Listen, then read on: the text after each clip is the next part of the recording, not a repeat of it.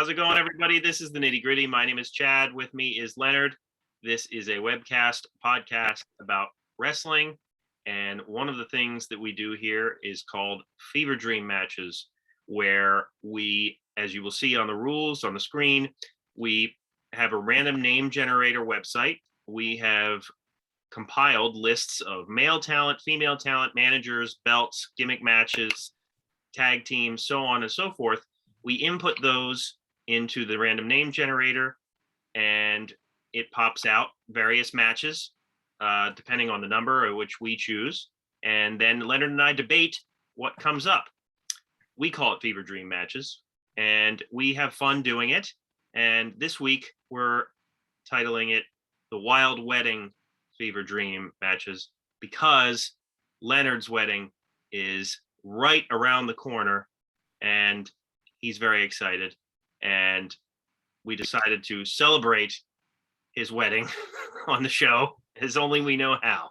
Yeah, and we did do which is up and you can watch or listen to of talking about weddings and wrestling. That's right.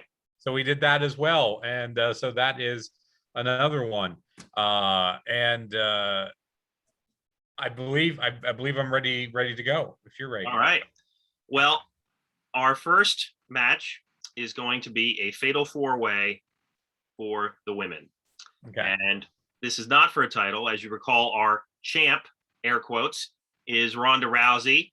She won a gauntlet match, and she is our champ. But this is just a regular fatal four-way women's match. Leonard has generated the names. So what do you have? Yeah, I was doing that as we were coming on the air. If I looked a little distracted. So this is a match. I love this match. You could have this match right now, today, at this minute. So it's Thunder Rosa versus Mickie James versus Kaylee Ray versus Chelsea Green. Ooh, yeah, that's a very modern match. Yes. Now, and the outside of Kaylee is still with NXT, correct? Yeah, she is. She actually, Okay.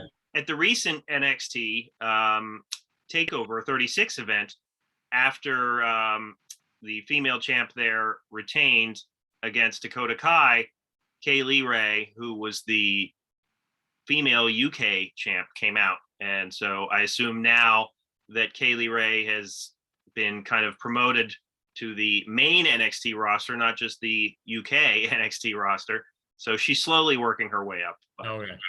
Because I'm saying if she had been let go, then you could do this match as the other three ladies are working the independence / Impact A&E, the A&E, AEW. Right. Channel. Yes. Those promotions that would allow them to kind of. I think that Thunder Rosa is fully with AEW now. I could be wrong about that. I believe so. Mickie James, of course, just recently did that women's show with the NWA. Right. And Chelsea Green, I believe, was she part of that? She was part of that NWA show, I believe. Oh, okay. I know her name has been floating out there a lot. I don't know for sure who she signed with. And she may be doing some stuff with Impact as well.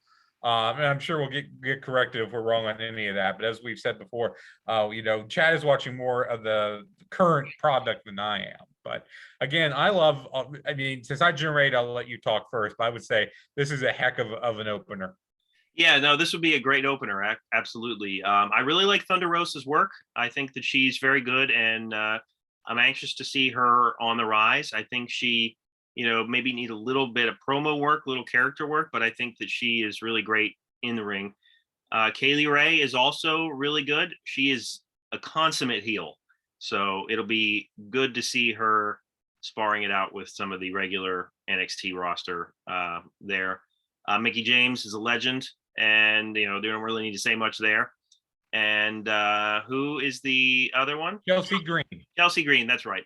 Yeah, Chelsea Green is another star on the rise. Honestly, I think this comes down to Thunder Rosa and Kaylee Ray. Mickie James is obviously a legend, but she is obviously on the downward arc of her career. She's accomplished a lot already. She is around right now to pretty much put over younger talent. Now, this being Fever Dream matches, we don't really know what era of Mickey James this is. I don't know if I have specified in the thing, No. but you know what? Let's just say this is peak Mickey James. Mhm. Let's for the sake of argument, let's just say this is peak Mickey James, which changes a lot of things. Yeah. So if we're talking peak Mickey James, I would have to give it to Mickey James. Absolutely. She's the strongest talent out of all four of these women. And now if we're talking Mickey James now, it would be a different story, which is what I initially was starting to think. But yeah, I'm going to go with Mickey James here. Well, I would agree with you there. Since the other three ladies are like current, you could even argue at their peaks at this time. I'm thinking current Mickey James as well. And your reasoning, yeah, I agree with. She's at this point where not only is she putting over the younger talent, she seems to be very comfortable with doing that. And given that, I would probably make it a toss up between Kaylee Ray and Thunder Rosa. I really like Thunder Rosa. I'm more familiar with her than I am with Ray. So I would probably give it to Thunder Rosa. But if we're saying the three ladies now plus in her prime, Mickey James, I would probably go with her as well because she would be the strongest wrestler and the strongest promo of the four ladies. But I think this is, even if you're talking pre Mickey, like back in the day Mickey or current Mickey, I think this is still a really hot opener. This may be one of the most even matches and hottest openers that we've had on any of the Fever Dream cards. Yeah, no, it's a really good one.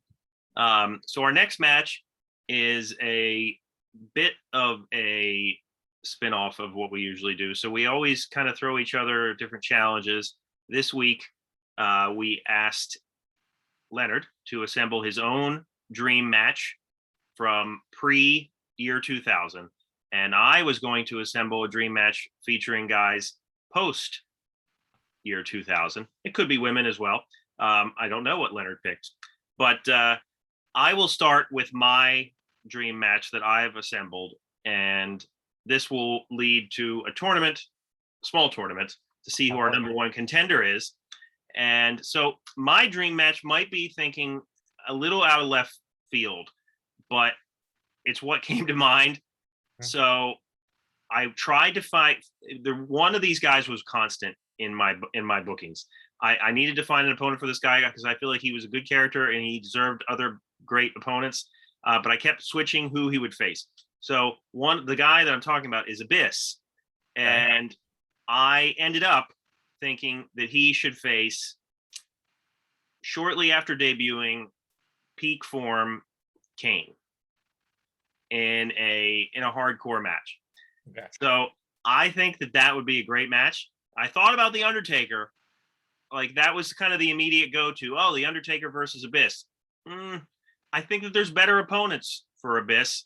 I think the Undertaker would have been a great one, but I think Abyss really lacked some of those strong, cartoonish character storylines and opponents that he really needed. He did some great stuff in TNA, but I think he and Kane in a match together, I think would have been great.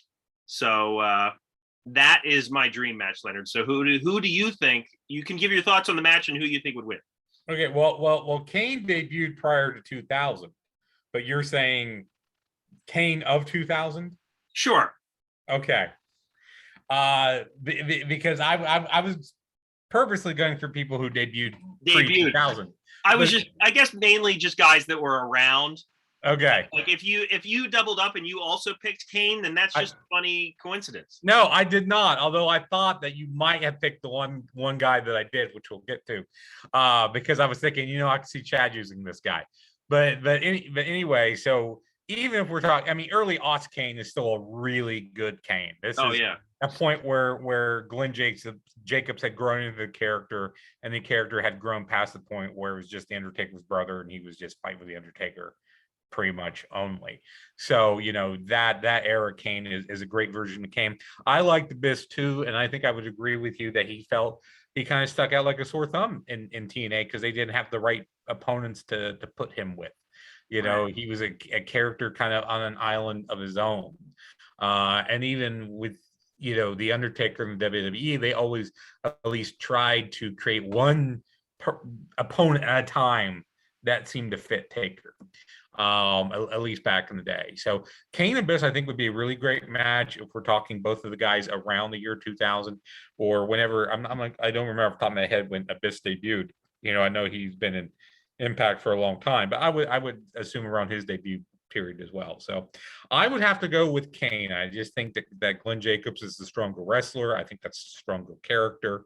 And I think just in my head, there's very few scenarios where I could see Abyss going over, even if this was in Impact. But how amazing would Kane be showing up in the Impact Zone? Right. No, I agree with you. I do think Kane would win this. Just to me, though, thinking about the promos and the story that they could concoct here, they could do a lot of interesting stuff, I feel like, with both of these guys.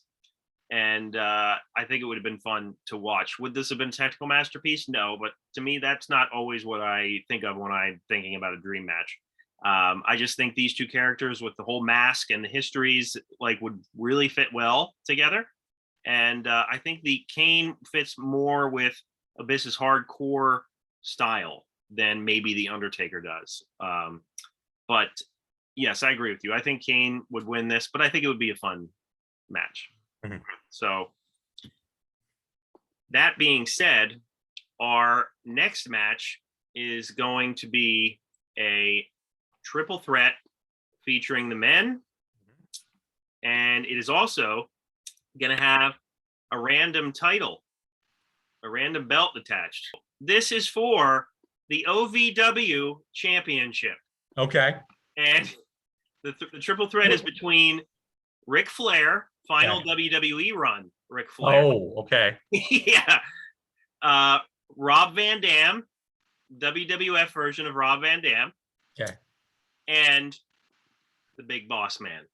And that's all I have next to the Big Boss Man is just regular Big Boss Man. Yeah.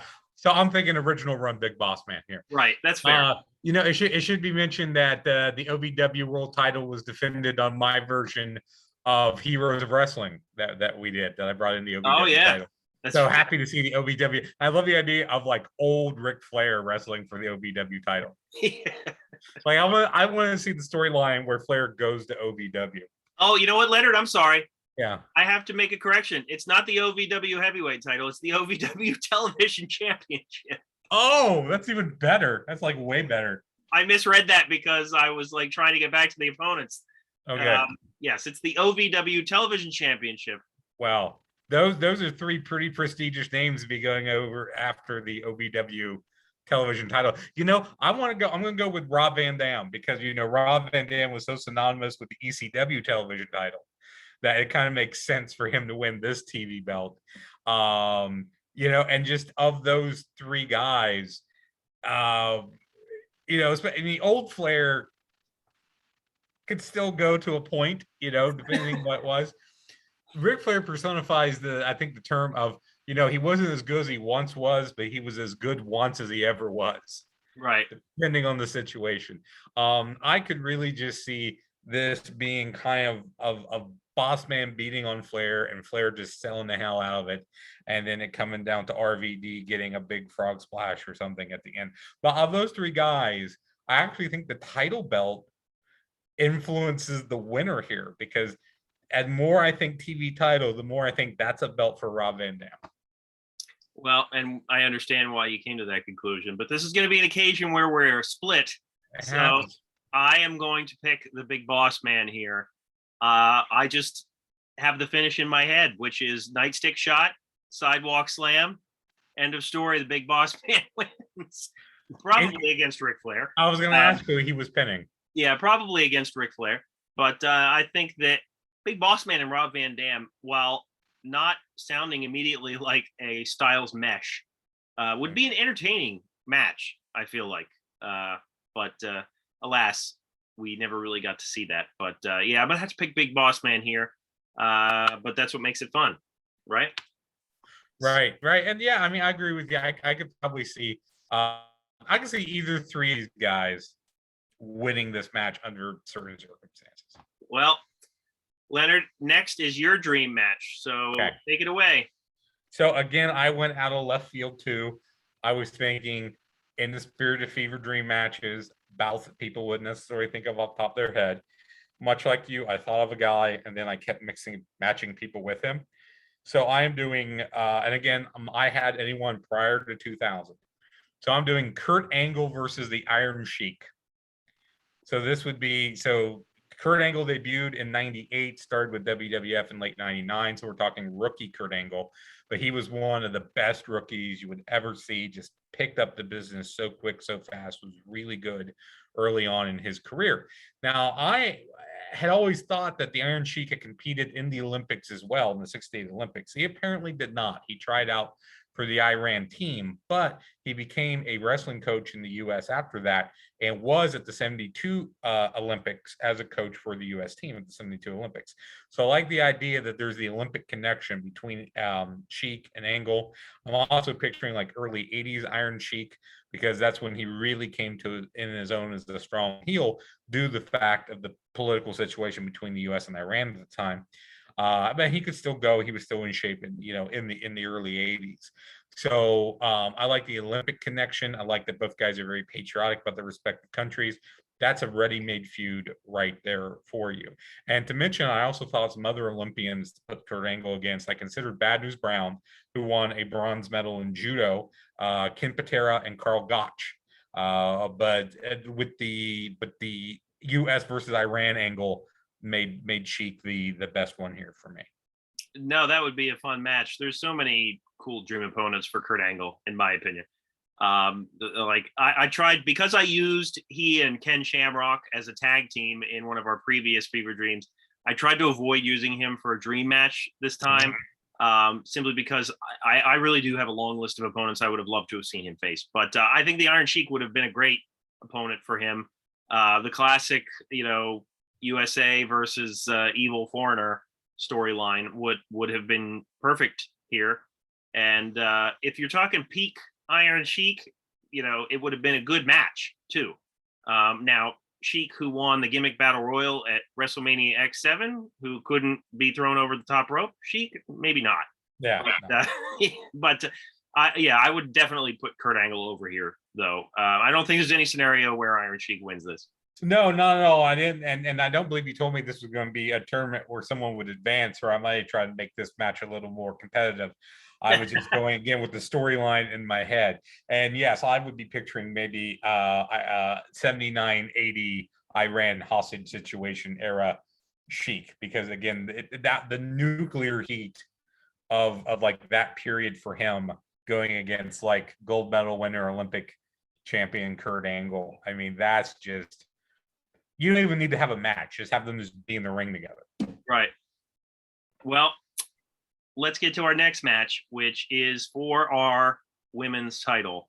Now, this is somewhat of a rematch. So Shayna Baszler ran through our gauntlet match all the way to the end, only to have Ronda Rousey come out at the very end and defeat her to be our inaugural women's champion. And so this is a rematch. It is Ronda Rousey versus Shayna Baszler. I have assembled the gimmick, and I need Leonard to generate two managers. Two managers, all right. Oh, okay. For these two ladies. So because both these ladies, go ahead, are being managed by two ladies. All right. Well, go ahead with the managers first, and then I'll. All right. So it's Shayna Baszler versus Ronda Rousey, correct? Yep. Okay. So Baszler's manager is Katie Lee Burchill, okay, aka Winter, aka Katarina, who's of course the valet for Paul Burchill on the WWF, and then Ronda Rousey at ringside will have Stacy Keibler, who is of course a valet for a variety of wrestlers over the years. Her being the Duchess of Dudleyville immediately comes to mind. Well, let's see if the gimmick influences who we would pick for our winner, and the gimmick is brass knuckles on a pole match. Oh, so this to me already, even without the gimmick and without the managers, this would be a very even match. Now, the easy go-to based on her MMA career and how she was booked in WWE would be Ronda Rousey. But if you put in the brass knuckles and you throw in the managers, I think that I would go with Shayna Baszler here for the win. I think that I think I envision the scenario where she gets the brass knuckles, and with interference from Winter, Katie Lee Burchill, I think that I see Shayna Baszler getting the win here because I just don't think Stacy Keibler moves the needle too much in Rousey's direction. If anything, I think she's a distraction. Yeah, it's one of those times where I'm wondering what's the story here? How did these valets get with these ladies in this particular situation? Of course, I think Katie Lee, who's a good wrestler in her own right, is much more valuable at ringside than Stacy Keibler.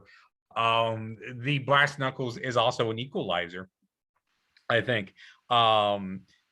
This is one of those things where I would say it's either weighted so Baszler could get the win and have it be believable over Rousey, or it's one of those situations where you want to do Super Rousey and have her triumph over basically two women and a pair of brass knuckles.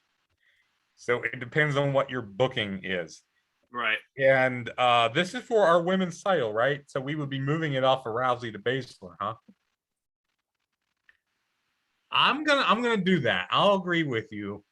I'll have my booking. Sure? Yes, there's two booking philosophies here. Right. And I've never been a fan of, say, the Super Cena booking. Right. Where you have to triumph over 18 different things in the end.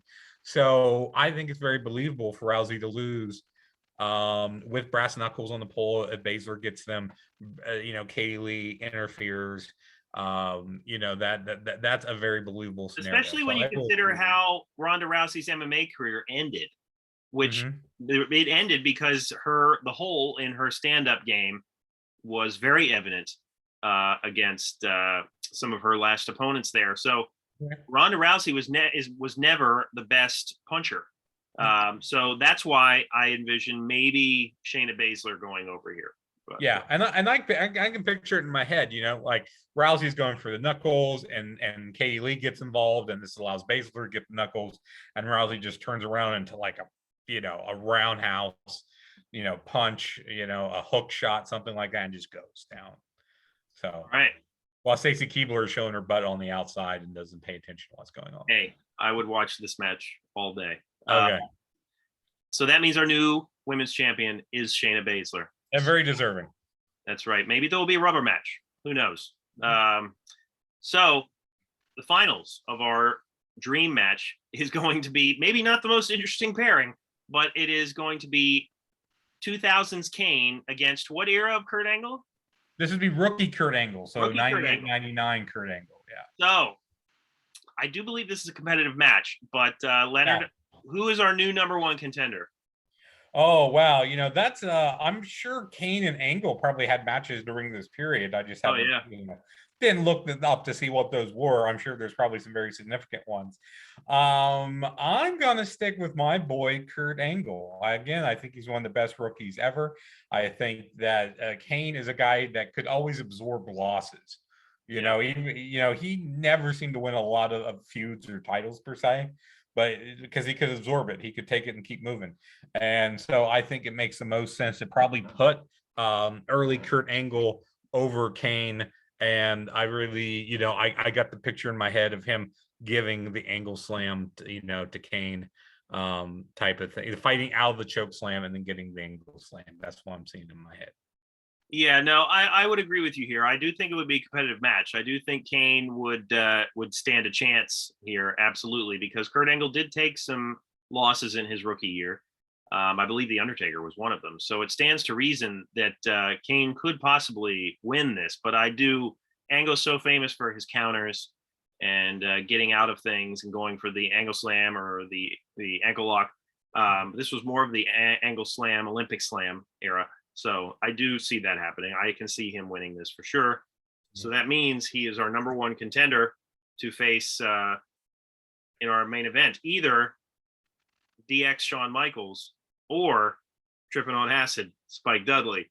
So we'll get to that later. But a little twist in our matches. This isn't even a match. This is going to be a fantasy wedding. So here's what we do, Leonard. Yes. I generated the female already. All right. Need to generate one male, and that will be our fantasy fever dream wedding. So who is the male? You know what? I'm going to throw a curveball at you. because not only do you need a woman to get married, but you need someone to interrupt the wedding. That's true. That's So true. I'm going, okay, so here it is. So getting married, the man getting married is going to be WCW version of Ron Simmons. So you don't step the Ron version of Ron Simmons. Okay. So, oh man, this might have been a bad idea. So he is going to be marrying the heel version of Charlotte Flair. Okay. So you know what? I can see this because Rick knows Ron Simmons. They're friends. He makes the introduction to Charlotte. This is a thing that could happen. Yeah, this could happen. You know, I have trouble picturing this in my head. These people are from just two different eras. Yeah. Okay. So who interrupts the wedding? You know, does anyone here at this time, have an objection why these two people should not be wed? And stepping up and voicing his objection is the Giant. The Giant. So this would be the WCW version of Paul White back when he was supposedly Andre's son. Right. So I have to know how this love triangle started. And just to say, it could not be the Giant with Charlotte Flair. He could be objecting to Charlotte Flair marrying Ron. That's true. That's true. Hey, he could be with Ron. Yeah, we don't know. That's actually right. Ron Simmons getting married to Charlotte Flair feels like an alternate universe, like Bobby Lashley Lana wedding that we talked about on the wedding episode, type of thing. So yeah, I mean, it's just, yes, I don't know what the storyline here would be between I say it's Ric Flair introduces Ron to Charlotte, and then maybe it could be Charlotte is trying to get at her dad by marrying Ron Simmons. Maybe that's it. It's a rebellion thing. I don't know. Maybe because Flair can't object himself. He doesn't feel like he can. Maybe he pays off the Giant to do it for him to stop the wedding, and then that leads to a match of the Giant versus WCW version Ron Simmons. It's got to be the Giant coming out of the ring, though. Yeah, he comes up from underneath. Yes, yeah, absolutely. But next time we do Fever Dreams, I want WCW version Ron Simmons versus the Giant with Charlotte Flair like in a shark cage or something. Absolutely. To be on the card. I think this storyline needs to advance to the next pay-per-view. I agree. I think that would be a lot of fun. Yeah. There's no winner here. Everybody wins, I feel like. So that means our main event. Yes. From a previous event where we had a fatal four-way, which was a Firefly Funhouse match. And our winner of that match was Spike Dudley. He has morphed into a new character called Trippin' on Acid Spike Dudley. Yes. And this is going to be a gimmick match. So okay. In many universes, we would probably think, oh, there's no way that Spike Dudley would ever stand a chance against DX Shawn Michaels. But he might if he were fighting in a thunder cage. So is that the electrified cage from Halloween Havoc? Yes. Okay. Yes. I love that cage, by the way. So yes, so it is going to be Trippin' on Acid Spike Dudley against DX Shawn Michaels in a thunder cage. So Leonard, what are your thoughts? So first of all, if you have not seen Ric Flair and Sting versus Terry Funk and the Great Muta inside the thunder cage, and it was also a throw in the towel match with a special guest referee. So I need to rewatch that. That's a hat on a hat on a hat right there. Leonard, do you have an idea of a winner in your head right now? I am going to go with. Well, before you do, there's a surprise run-in in this match. How are they going to get into the cage? He finds a way. Once you hear who it is, you're going to realize he will find a way. Okay. So who you need to tell me then who the run-in helps and who it doesn't help, because the person running in is Jimmy the Shark. That was randomly generated. I promise. I did not choose that. This is from the fictional character list, so it is Jimmy the Shark. And longtime listeners will know who Jimmy the Shark is, and Yes. who is he coming out to help, and does that influence? Jimmy the Shark is Octa Frank's tag team partner. That's right. Right? Yes. Jimmy the Shark. That's very interesting. You know what? I would picture Jimmy the Shark being like a gangster type dude. And I would assume that he's on the side of tripping on that and Spike Dudley. Of course. And I think that he would cut through like with he would have like some sort of like shark teeth type. For those not watching on YouTube, I'm doing like a shark mouth thing with my hands. Right. Leonard also just watched the Suicide Squad, probably. Yes, yeah. So he would like cut through the wire and get into, because it's electrified up top. It's not electrified at the bottom. He could get in through the bottom of the cage, right, and we get in the ring. But I think this is a booking situation from what I was talking about before, because I don't envision any situation where DX Shawn Michaels would drop the title belt to Tripping on Acid Spike Dudley. So it's basically becomes Michaels. So I think it's one of those things where Dudley would wind up accidentally taking out Jimmy the Shark, and then while shocked about this, he would walk into a super kick. So right, I would still give the win to Shawn Michaels, even though it's in an electrified cage and Jimmy the Shark runs it. Well, I was just going to kind of gauge my answer based on whatever you did, because the obvious answer is Shawn Michaels. If you had gone with Spike Dudley and gave your reasoning, I might have been swayed to that effect.